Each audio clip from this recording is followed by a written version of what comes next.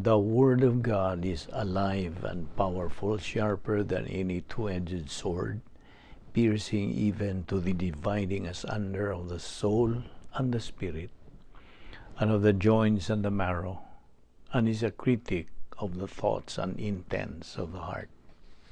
All Scripture is God-breathed and is profitable for doctrine, for reproof, for correction, for instruction in righteousness, that the man of God may be mature, thoroughly equipped unto all good works.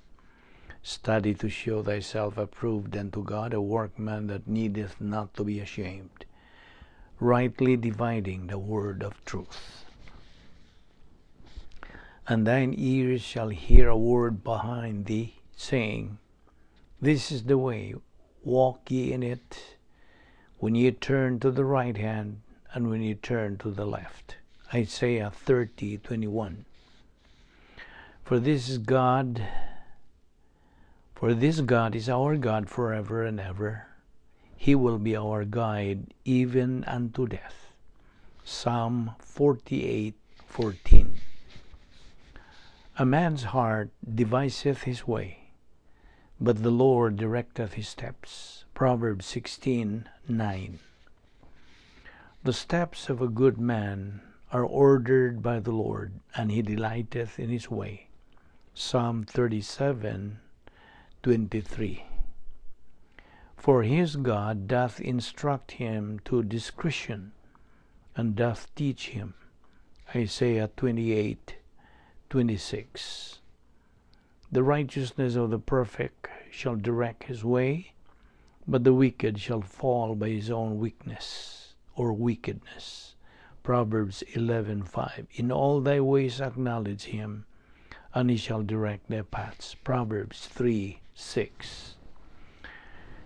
Una pa kita magpadayon sa pagtuon sa pulong sa Dios dining adlaw, kinahanglan ang atong pagpangandam sa atong kaugalingon. If you are a believer, kinahanglan nga imong hinganlan, isugid ang mga sala nga imong nabuhat nining adlaw. Kita ang mga magtotoo, kimanduan kita sa Dios. Sa 1 John 1:9, mao kanay recovery technique. It says, if we confess our sins, God is faithful and just to forgive us our sins and to cleanse us from all unrighteousness. O galang kanimo higala nga wala pay kaluwasan, dapit ka, giawhag ka nga imong gamiton ka ng imong kabubuton, free will, sa paghimong desisyon sa pagdawat kang Ginoong Jesucristo ingon nga imong manluluwas, bugtong manluluwas og Dios. Kung manimbuhata ka na ikaw maluwas o makasalmot na usab ikaw nining atong pagabuhaton nga pagtuon sa pulong sa Dios. Busa sa hilom magandam ta sa tagsa-tagsa nato kakaugalingon. Let us pray.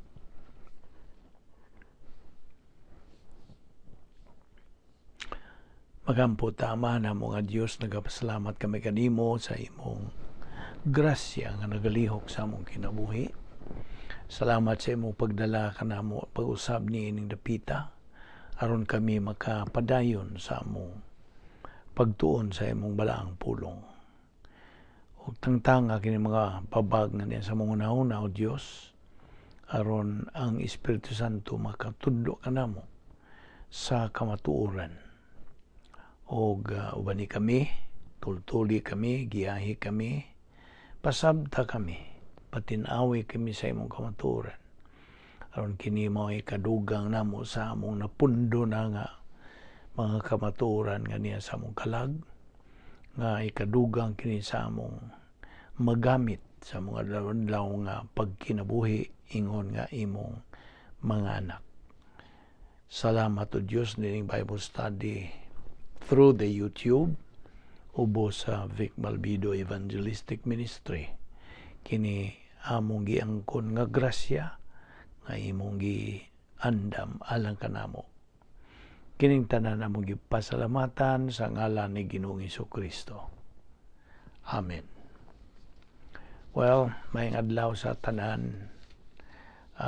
Kumusta ang atong mga suki, mga higala, mga igsoon diyan ni Kristo. Aniya na sa kita nining atong panag-uban o uban sa bukas nimong pangunahuna, an open mind, atong ipadayon kining atong pagtuon niining tun-anan nga giuluhan og the doctrine of divine guidance. Ang doktrina o pagtulunan bahin sa Diyos nun nga pag-agak kanato nga mga Kristohanon. O ato nang nahibawan, sumala sa atong gisubli-subli sa pagpahinumdom nga ang matag tao nga midawat kang Ginoong Jesucristo nahimo na siya nga personal nga representante o tinugyanan sa anak sa Dios.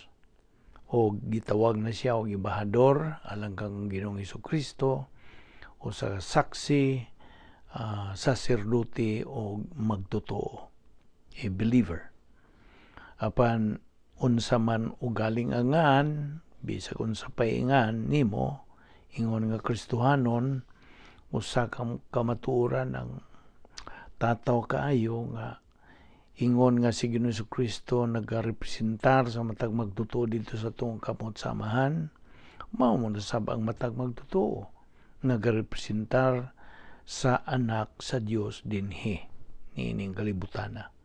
O aron sa ingon nga kita makarepresentar kaniya kang Ginoong Jesucristo sa epektibo nga paagi, ang matag usa ka tao na pag-usab is born again, kikinahanglan nga siya giyahan sa Dios. O to this end we have the promise sa Isaiah 58:11, and the Lord will continually guide you and satisfy your desire in scorched places and give strength to your bones, and you will be like a watered garden and like a spring of water whose waters do not fail.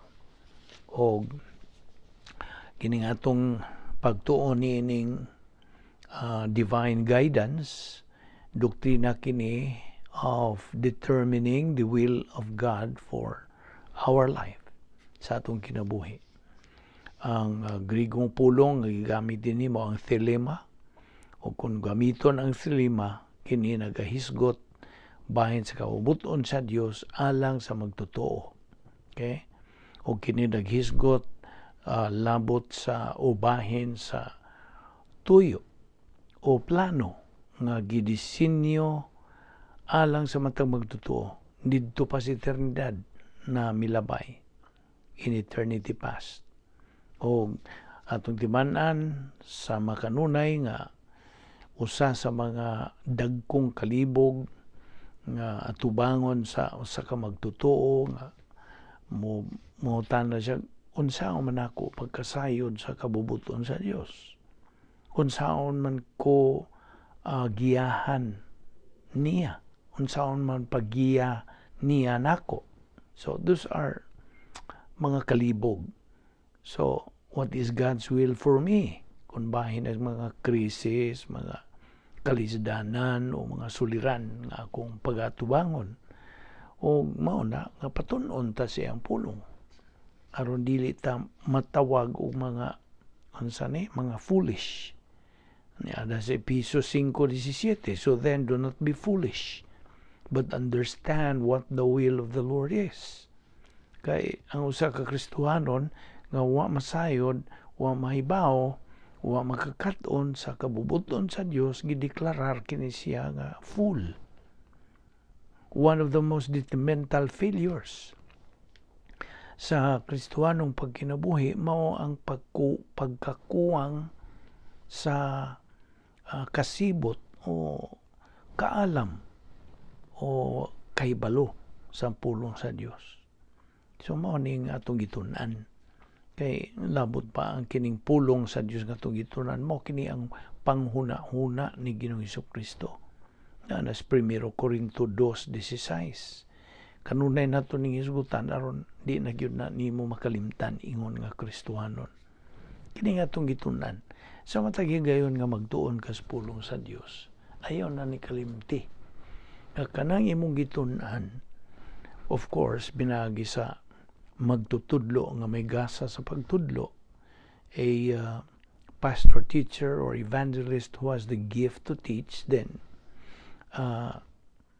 imo ka nang tunan, imo ka nang i-absorb, imo ka nang katunan, imo ka nang tuuhan, imong dawaton, o human mo dawata ka na ang Espiritu Santo mo, imo tiwas sa pagpatinaw yun nimo niya na. O nang mahimo na nga metabolized nga pulong sa Dios na galing na ito maningitandi gud sa metabolism na in the human realm. Apan ang metabolism bahin sa doktrina mo kanang nahimo ng ginaling, na nahimo nag yung tinuod tataw klaro na gyud nga gipa klaro gyud sa Espiritu Santo nga mong bugto nga magtutudlo sa kamatuoran. So mao na nga nagtuon ta kay diha nimo makatuni giunsa sa Dios kita pag-agak niya, pag tultol kaniya, pag giya. Okay? So niya pamantan niining maong pagtulunan, the Doctrine of Divine Guidance. So ning ambog kita ni branch out ning atong pagtulunan bahin niining the last time nga atong gisgutan bahin sa resurrection of the church gihapon, pagkabanhaw sa simbahan, di ba? O gato ning ipadayon kay murag diha may atong gibiyaan kagahapon nga by the way kining atong panahon lagi karon gitawag kini og church age, panahon o katuigan sa simbahan. Ang other names for this age is the age of equal privileges and equal opportunities. Gawas pa, this is called mystery age o age of apostasy.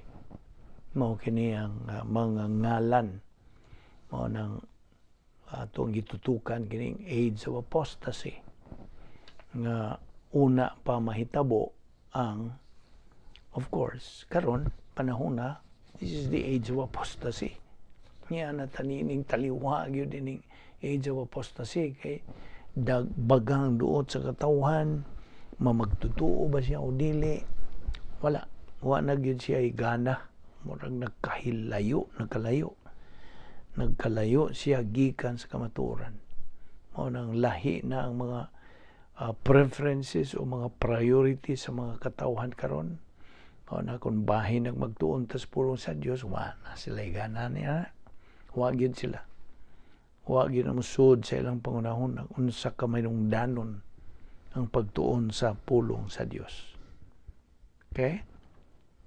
So we are in the age of apostasy. Apan ang atong gibiyaan kagahapon mao kaning bahin lagi sa pagkabanhaw sa simbahan. Ang simbahan, ikaw ug ako, kitang mga magtutuo sa tibuok kalibutan. Okay? Wa exempted. Tibuok kalibutan nga mga Kristohanon sakgaon ning maong simbahan rapture, to be raptured in a wink of an eye. Kas ang pamilok kuhaon kita sa Dios ug mo sugat kita niya ni Ginoong Hesukristo dito sa panganod. Mao ni atong gisgutan karon. Okay, mo padayon ta ning atong gisgutan nga di ba ang atong gisgutan kagahapon may tungod ni sa dihang ang Ginoo manaog diha sa panganod in the air, okay, and gathers all the believers unto himself. Sakmiton, labnihon sa kalit sa Dios kini silang tanan.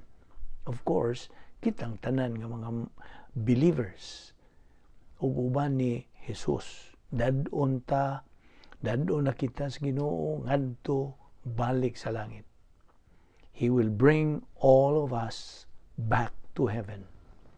Oh, di ba unsa kanindot kana? Kulbahinam, what a day indeed kana. Imagine we're on our way to our grand reunion dito sa langit. Di ba ka, awa ba kay kulba hinam niya na? Di ba ka bation? You see? Imagine. And that is essentially what our Lord was saying. Diyan sa Juan 14:1. Usa ka nailhan pag-ayong teksto kini. Ang verse 1 nagaingon, let not your heart be troubled. Ye believe in God, believe also in me. Versikulo 2, in my Father's house are many mansions. If it were not so, I would have told you. I go to prepare a place for you. Verse 3, and if I go and prepare a place for you, I will come again and receive you unto myself, that where I am, there ye may be also. So, sabta ka na pagayo. There is an event nga moabot. Sa dihang ang Ginoo moabot, mudangat, will come, ug kuhaon kita niya, ug dadon kita niya where He has been. Now, where is He now? Hay naman siya. Of course, tuwa sa langit. So, aniya kining usa ka hitabo, moabot. Muanhi ang Dios, ug iya kitang dadon dito sa dapit, where He is unto His Father's house, and puts us in the rooms He has prepared for us. Tiyaw mo na? Again, balikon ko sa pagpatinaw nimo nga dili ning hitabo ang pagbalik ni Ginoong Jesucristo. This is not the second coming. Dili ni mao ang pagbalik ni Ginoong Jesucristo nganhi sa yuta aron sa paghukom sa mga dili magtotoo. Sa giingos in English nga yan godly. Ug human niya na aron iyang ipahimutang ang iyang gingharian. Dili kini ang second coming ni Ginoong Jesucristo. Okay? Kay labot pa, there is no judgment. Walay paghukom diha sa 1 Corinto 15. No judgment diha sa John 14. No judgment in 1 Thessalonians 4. Okay? Di man itong mga bersikulo 1 Corinthians 15, John 14, o 1 Thessalonians 4. Why judgment diha? Now, ang Diyos, ang Ginoo, the Lord, now we're referring this to the Lord Jesus Christ. The Lord does not come down and step on the ground of Mount of Olives, dili pa. He comes through the air, diya sa kaanginan, sa panganod. He collects, pinagi sa pagbanhaw sa mga magtutuo, og dadon kini silang tanan, ngadtos balay sa Dios nga Amahan.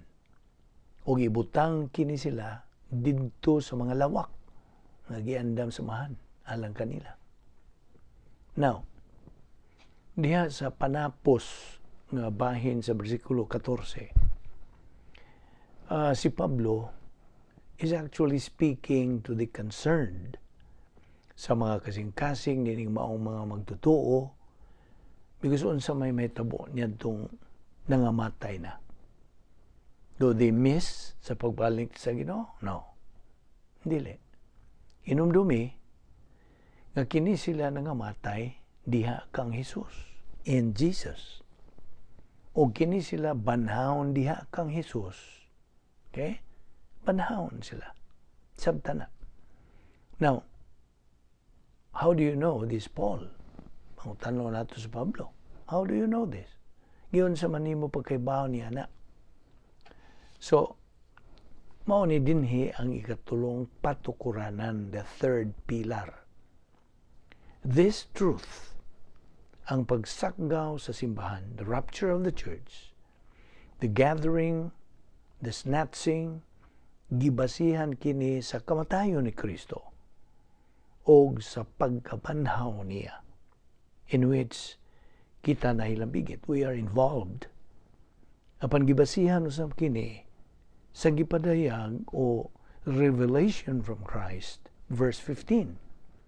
For this we say to you by the word of the Lord. Now, where do you get niini kasayuran, Pablo? By the word of the Lord, on the basis of divine revelation. Apan sa manggibot niyang ipasabot specifically. Buot ba niya ipasabot nga there are some sayings in the Gospels nga diin mibungat si Jesus ba ini? Tingali nagapasabot siya diha sa Juan 14. Yes, that's a reference to the rapture. Apan, wa man kini maghatag og ingnon tang mga detalye or any kind of description o bisag unsa nga maingon ta nga parallel sa mga detalye nini maong teksto. Buot ba niyang ipasabot nga dinhay mga butang gisulti ni Jesus that were not written down, like Acts 20:35, or does he mean one of those? No. Ang buot niyang ipasabot mao kini. This the Lord has personally revealed ngadto kaniya. Ngadto kang Pablo. Ang hinungdan, we know that, is because in 1 Corinthians 15:51 sa atong giingon di padugay, cause it's a mystery. Usa ka tinago kini. Hangtod ning higayuna, way nasayod ni ini. Jesus Christ didn't get the details, even in the scripture o gawas bas bala ang kasulatan in the mystery. Kining mao nga mystery, tinago, nga karon gipadayag na it is now revealed. Now, ang mga taga Tesalonika, way nasayran bahin sa pagbalik ni Jesus. Sa akong nagiingon, di padugay si Jesus muanhi suma sa ilang nahibaw-an bahin sa Day of the Lord. Nga din muanhi si Jesus aron sa paghukom, his final judgment.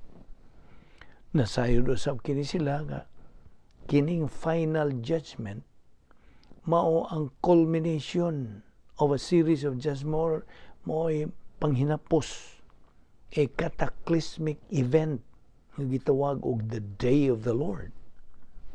Dili kini adlaw in the sense of 24 hours. Usa kini ka gitawag og adlaw in the sense of an era or an epoch. Sabi siya, panahon o katuigan. Well, familiar pag-ayo kini nga pulong o term dito na ang pagigisaan.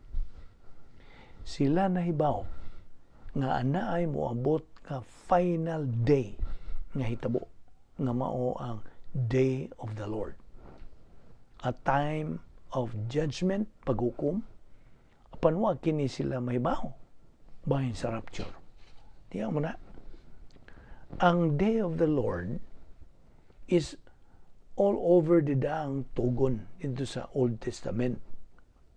Kung saan naghisgot kini may tungod sa historical nga adlaw sa Ginoo, which comes as paghukom. Sometimes maghisgot kini niya ng eschatological final day of the Lord. Naghisgutan niya sa 1 Thessalonians chapter 5. Apan wa gyud paghisgot dinhi bahin sa pagsakgaw dito sa daang tugon, Old Testament. It's built on the death, pagkamatay o pagkabanhaw ni Kristo, and revelation from Christ. Kahangtod ning tungura, it's a mystery, usa ka tinago. Now, usa gyud na ka lig-ong patukuranan, di ba? Kamatuoran kini. Binasihan ang pagkatinuod sa pagkamatay ni Ginoong Jesucristo at Christ's resurrection and His own revelation sa iyang pagpadayag ngadto sa iyang mismong mga tinunan, apostles. Lig-on kanang patukuranan, strong foundation. So you see the pillars sa pagkabanhaw. Ikaduha, ang mga participants, ang misalmot sa pagsakgaw. And this gets ngadto sa isyu kinsa may malambigit. Who's gonna be involved? Well, biingon siya dias versikulo 14, God's going to bring with Him those who have fallen asleep. Ang mga nangamatay are not going to miss this. You see? Obviously, hinumdumi dinhi nga they are now spiritually with the Lord. Okay? Atuan na sila sa presensya sa Dios. Sa atong Ginoo. Absent in the body, present with the Lord. Far better to depart to be with Christ. No middle ground. Why purgatorio nga gisgutan diha? Wala. Why gingon nila soul sleep? Matug kuno ang kalag. Apan ang ilang mga lawas nangatug, their body sleep. Apan kadto silang who have fallen asleep will not miss this event. Okay? Di ba nina? Nag-ingon kini diha sa bersikulo 15 og we who are alive and remain hangtod sa pag-abot sa Ginoo. Kining pulong nga we, this interests me. We, kita, nagpasabot pa si Pablo dinhi nga it could happen in his lifetime. It does. O maninuon kadto may tabo sa iyang lifetime, it could have happened in his lifetime. Gusto? Sanglit kadtong maong hitabo, wa may ilanan, no sign. It was a signless event. Mao man to'y gingon nga kalit nga cataclysmic paglabni nga event. Sudden. Kalit. Why bisag mausa ka timailhan nga gisgutan sa Biblia anywhere diya sa bagong tugon that there's any ingnon ta precursor o una-una umuuna nining maong event. Wala. Kung tanaw nimo kadtong Olivet Discourse in the Gospels, gipadayag ni Jesus didto ang tanang mga hitabo nga muuna sa di pa siya mubalik pag-usab. Mo kadtoy mga panghitabo nga muuna sa iyang pag-abot in judgment aron sa pagpahimutang sa iyang gingarian. This is not that, dili. This is before that. We who are alive and remain hangtod sa pag-abot sa Ginoo will not precede niyanto nga tuog. Mao na itubang sa pangutana, di lang kay kini silang tanan mamangon, but they're gonna rise ahead of us. Mubangon ni silang una. Well, diyan nag-ingon nga tungod kay they have 6 feet further to go. Nagtuo ko nga di man tingali na mo'y hinungdan, dili. He demonstrates pinaagi sa pulong nga we, kita. Ang imminency nini, meaning ang pagkalagmit o kalagmitan nini niya. Apan igo na alang kanato, ang pag-abot sa Ginoo aron sa pagkuha kanato o pagdala kanato ngadto sa langit to the rooms nga gipang-andam alang kanato dito sa balay sa atong amahan. Kini gipatinaw dinhi. Again, why paghukom baya nga mitabo dinhi? Okay? Why judgment? Di man gani si Jesus mutunob dinhi sa yuta niya ng tungura dito sa Mount of Olives. He does not come to Armageddon. Di pa niya buntugon ang iyang tanang kaway. Wa pa'y may tabong panapos nga paghukom. Di pa man niya buwagon ang mga karniro o mga kanding. Di pa niya ipahimutang ang millennial kingdom. Kanang tanan, may tabo lamang human sa pagsugod sa adlaw sa Ginoo. And it is the culmination of the day of the Lord nga mao ang panahon sa paghukom. Ug tuod, ang rapture mahitabo at the end sa Kapitulo 4. At the end of chapter 4. The day of the Lord, gipatin-aw diha human sa Kapitulo 5. And that's the sequence. Si Pablo, walang wa siya mahibaw kanusa, kanusa hindi mahitabo, but he also knows He could not know. He could not know. Tinuod man nga, daw na familiar na siya sa mga pulong sa itong Ginoo. Mateo 24:36, nga when nasayod sa panahon, season, not even the sun na ibaw niya na. Siguro, gisultihan kini siya nga, dihas mga buhat, Book of Acts, when the disciples said, chapter 1, mauni ang higayon, nga He's going to bring the kingdom, nga si Jesus nagkanayon nga, dili kini ang higayon nga inyong masayran. It's not the time for you to know the times and the seasons. Mahitabo kini in an hour? You think not? He could have known, and He knew that He couldn't know. Nahibaw po siya nga, it could be a long time. If He followed sa sambingay ni Jesus diya sa Mateo 24:25, usa sa mga sambingay o parables, nagapahinumdum that our Lord says, the Master is not coming for a long time. O dito sa parable of the virgins, ang bridegroom is delaying, nagalangan-langan.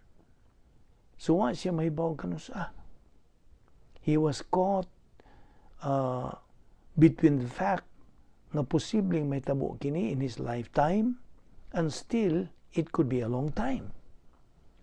Well, what is the point of that kind of imminency? Ang kind of imminency, God, mao ang pagpangandam, preparedness. Kung wala mahibaw, then, gikinahanglan nga andam kita sa kanunay all the time, right? Moabot siya in an hour when you think not. I think, kato silang tanan nga, early Christians nagakinabuhi uban niya ng sense of imminency. It comes through so many places sa bagong pagingsaan. Romans 13:11 says, do this, that is love, and do no wrong to your neighbor. Do this, knowing the time that it is already the hour. Mao na kini ang takna for you to awaken, panahon na sa pagmata, gikan sa inyong pagkatulog. Kini pagkatulog din espirituhanong pagkatulog. Kay karon ang kaluwasan mas duol na kanato kaysa niadtong nagatuo lang kita. Ang gabi hapit ng mawa. It's almost gone. The day is near. Duol nang moabot ang adlaw.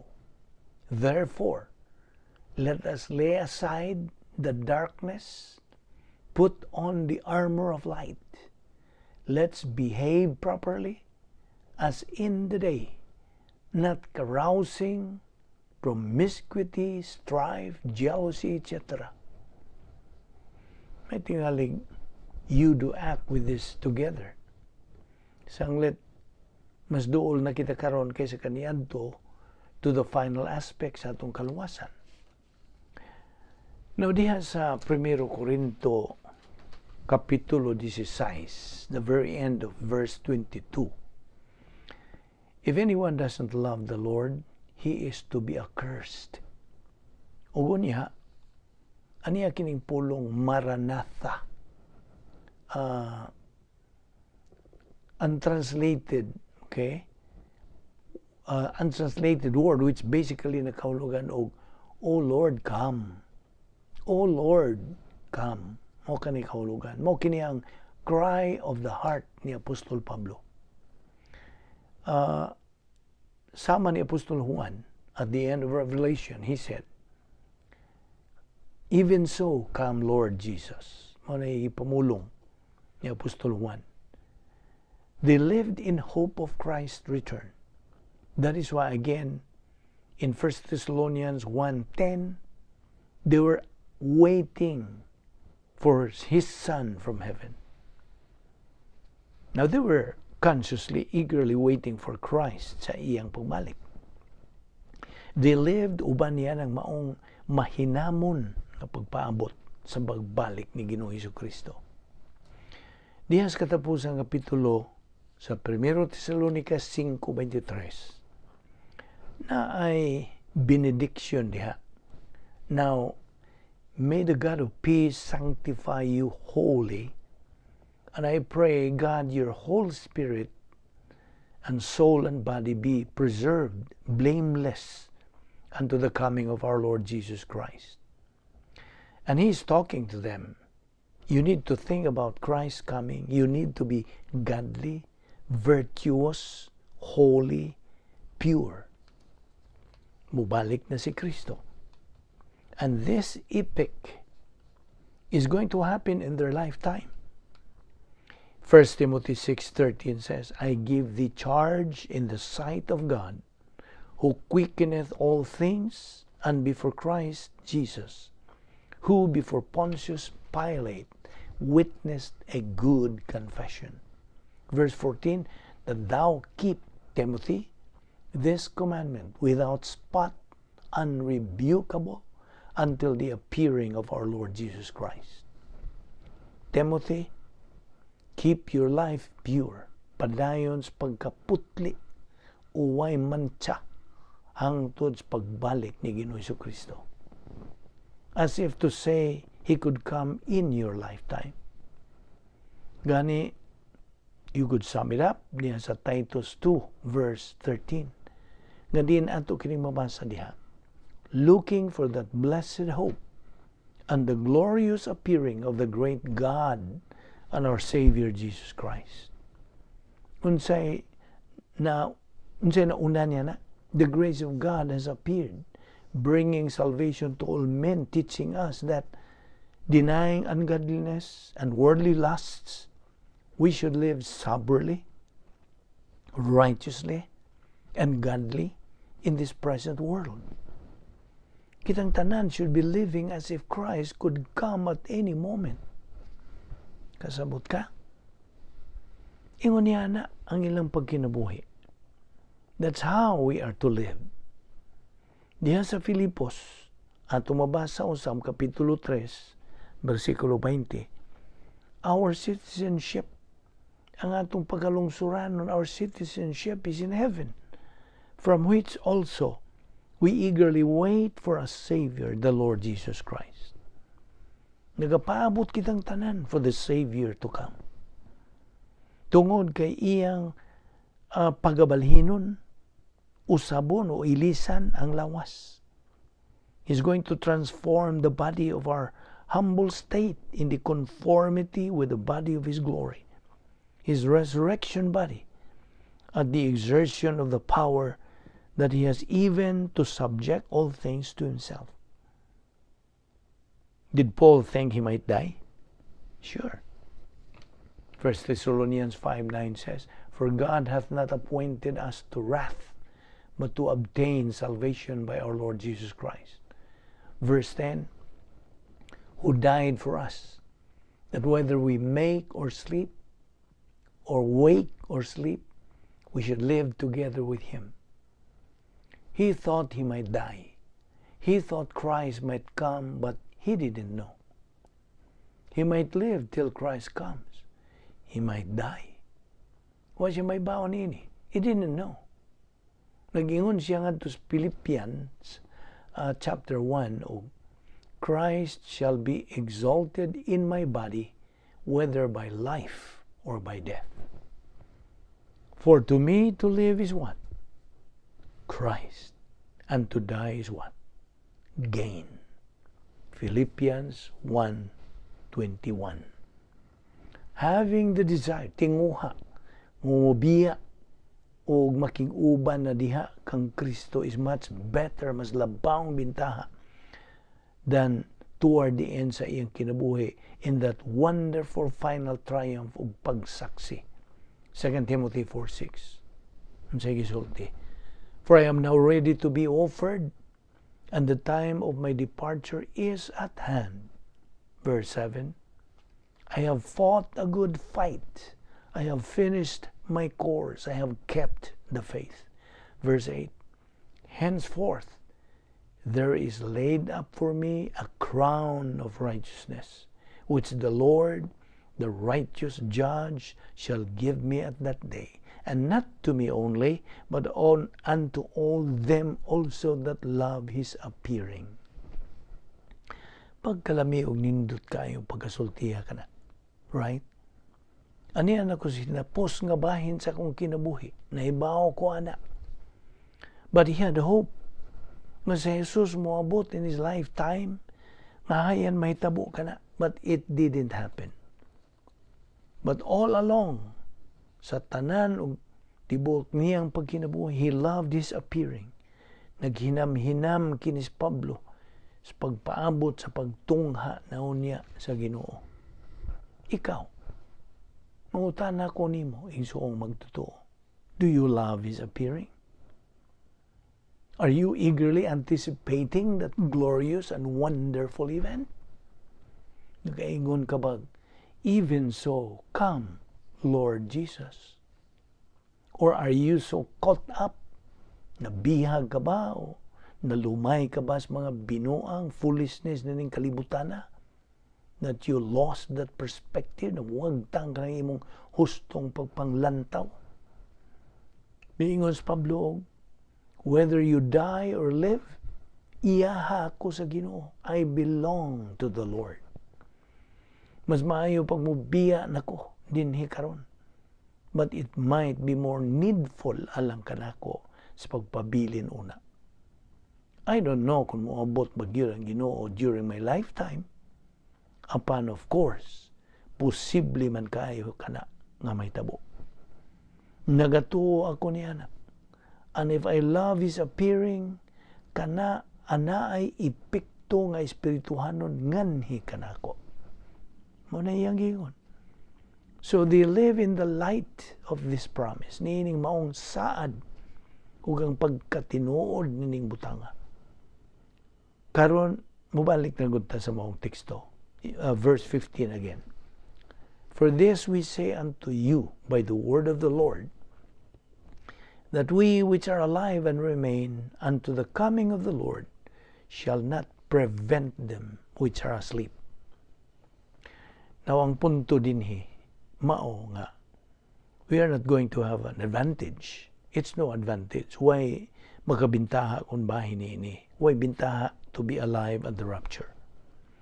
All Christians, ang tanang mga Kristiyanon, alive or dead, when Jesus comes to gather us and take us to the place nga iyang giandam alang kanato in his Father's house, ang tanan kanato, kitang tanang mga magtotoo, pagatapukon will be gathered. Okay? Why mausa kanato ang mahipili? No one will be left out. Paminaw niya na. So the pillars of the rapture event, the death and resurrection of Christ, o ang pagpadayag kang Kristo, the participants, all believers, dead or alive, all will be gathered up. Why bisag usa will miss that event? Kasabot ka? O ang ikatulong butang nga buot kong imong tutukan diha sa mga versikulo 16 ug 17, mao ang plano sa rapture. There are some details dinhi nga wa kitay diyan sa 1 Corinthians 15 o John 14. First, the Lord himself will descend from heaven. Kini mao ang pagtuman sa saad diya sa Juan 14. I will come. Mao kanay saad. Ayaw kabalaka, don't be troubled. Let not your heart be troubled. Manay giingon diha. I'm going to prepare. Magandam ako og dapit alang kaninyo, and I will come again and receive you to myself. The Lord will descend from heaven. It's the Lord. It's not an angel, not a host of angels. It's the Lord himself, ang Ginoo mismo. This is not the Lord coming with 10,000 times, 10,000 in judgment on the world and the establishment of his kingdom. This is the Lord. Kini mao ang Ginoo coming personally. It is the Lord himself. Okay? This is in contrast to Matthew 13, where in the coming of the Lord in judgment, the angels are the reapers. Inunta, ano sabay reapers Bisaya? Silang mag-harvest ba? Mo hinungdan nga si Jesus diya sa mga buhat kapitulo 1 versikulo 11 nga diin ang iyang mga disipulo mihanga dito sa panganod nitong pagkayab ni Ginoong Jesus nga nagaingon versikulo 11, which also said, "Ye men of Galilee, why stand ye gazing up into heaven? This same Jesus, which is taken up from you into heaven, shall so come in like manner as ye have seen him go into heaven." He has gone away. How did he go away? In the clouds. That's exactly how he's gonna come back.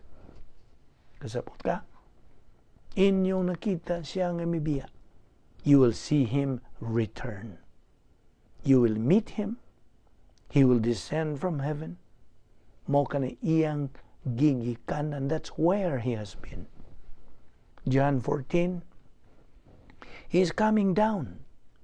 Manaog kini siya aron sa pagkuha kanato ug dadon kita niya ngadto sa langit. That's the grandeur sa maong hitabo, higala ug igsuon. The Lord himself shall descend from heaven with what? A shout, shagit, singit. A kiluzma. Kiluzma, a word of command, authority, urgency. Mao kana ang shagit, kiluzma. It's a kind of a military term. You'd use it to suddenly and forcefully call the troops from being at ease to what? To attention. Okay? Back into your ranks. Manigingon niya. Get it into position. It means to stand up and get in line. Mo ka na ang tawag. That's the call. Get ready.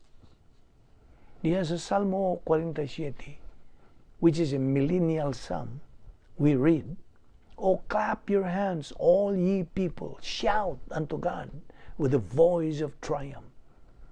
Here, he comes down. This is the call to the dead to rise.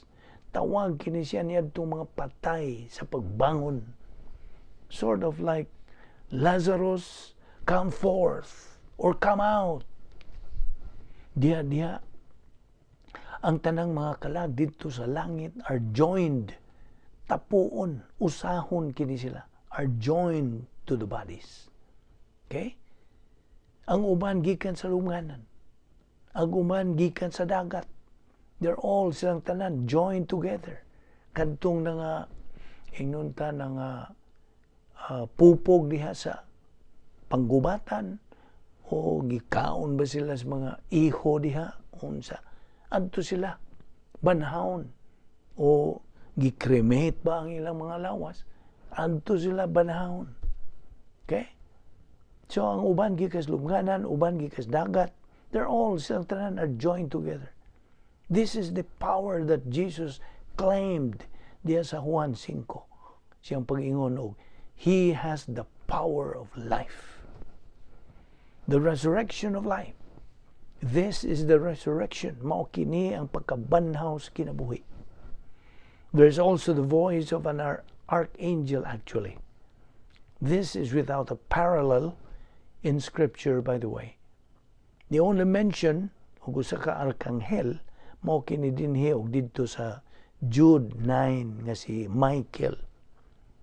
Kini usa ka arkanghel, archangel.